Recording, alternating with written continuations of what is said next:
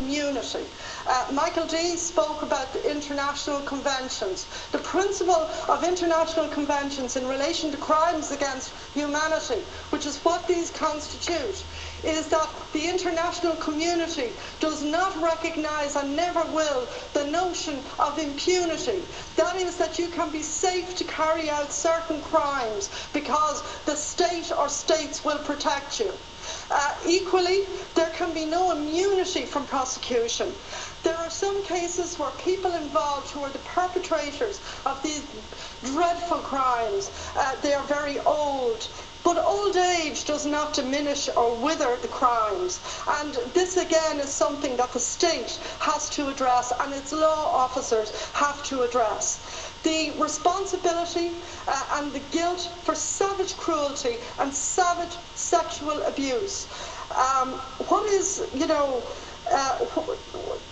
is so wrong about what's emerging again from the religious orders under freedom of information and within the states of fear is that the religious orders sought all the time to look for indemnity, and indemnity actually carried over into a kind of immunity and into a kind of impunity from being legally attacked over what their members had done. And again, that needs to be addressed. Lest we forget, and hopefully this debate is part of an ongoing process of reparation and recall by everybody in this country about what happened and what was done in the name of religion and government in this country.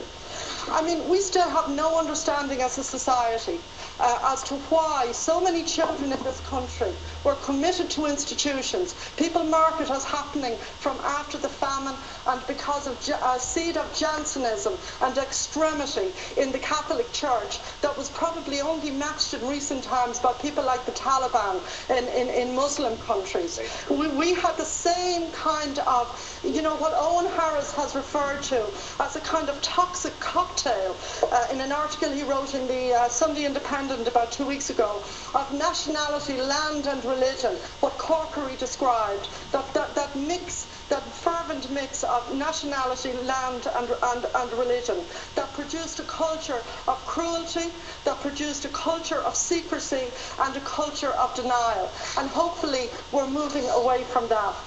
There are other issues that I want to briefly mention.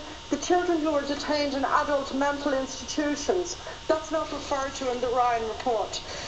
Maybe in some ways the only people who have captured the enormity of what has been done here have been our artists. And I think of Sinead O'Connor acting as the Virgin Mary in The Butcher Boy, the notion of a statue of Our Lady, or the appearance of Our Lady, in accordance with, if you like, Catholic mythology and Catholic stories, appearing as a point of hope in an otherwise horrific life. Yesterday I met Andy Smith, who was a Workers' Party councillor on Dublin City Council from just close to here. Just let me finish on this. He now writes poetry about his experiences.